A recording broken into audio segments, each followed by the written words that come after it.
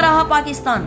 अब खूंखार आतंकी मसूद अजहर पर 14 करोड़ रुपए उड़ाने का प्लान। जानिए क्या है पूरा मामला।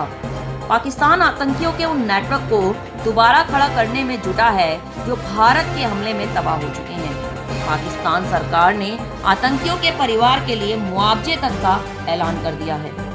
ऑपरेशन सिंदूर के दौरान भारत ने पाकिस्तान को सबक सिखाते हुए 9 आतंकी ठिकानों को निशाना बनाया और यह पूरी तरह तबाह कर दिए गए।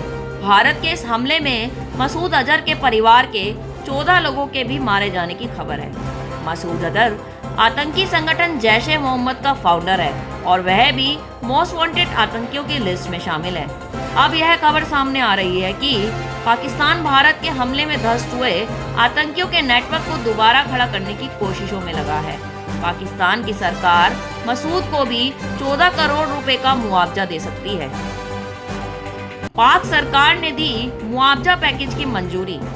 मीडिया रिपोर्ट के मुताबिक पाकिस्तान के प्रधानमंत्री शहबाज शरीफ ने भारत की तरफ से किए गए हवाई हमले में मारे गए लोगों के परिवार के सदस्यों के लिए 1 करोड़ के मुआवजे की पैकेज की मंजूरी दी है।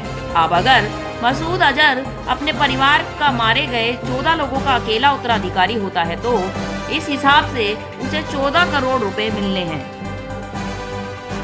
अब जरा यह भी जान लेते हैं कि आखिर पाकिस्तान के पास इतने पैसे कहां से आए। अब सवाल यह आता है कि कंगाली में जूझ रहे पाकिस्तान के पास इतने पैसे आखिर कहां से आए। पाकिस्तान की सरकार के पास ये पैसा आम नागरिकों के टैक्स से जुटाया गया है।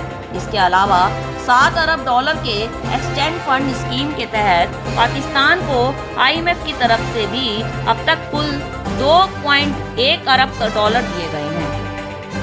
इसी के साथ ही क्लाइमेट रेजिलेंस लोन प्रोग्राम के तहत 1.4 बिलियन डॉलर का नया लोन भी दिया गया है। अब देखना यह है कि क्या वाकई में पाकिस्तान इन पैसों का इस्तेमाल अपने देश की जनता पर या गिरती हुई अवस्था को संभालने के लिए करेगा या आतंकियों की मदद के लिए करेगा।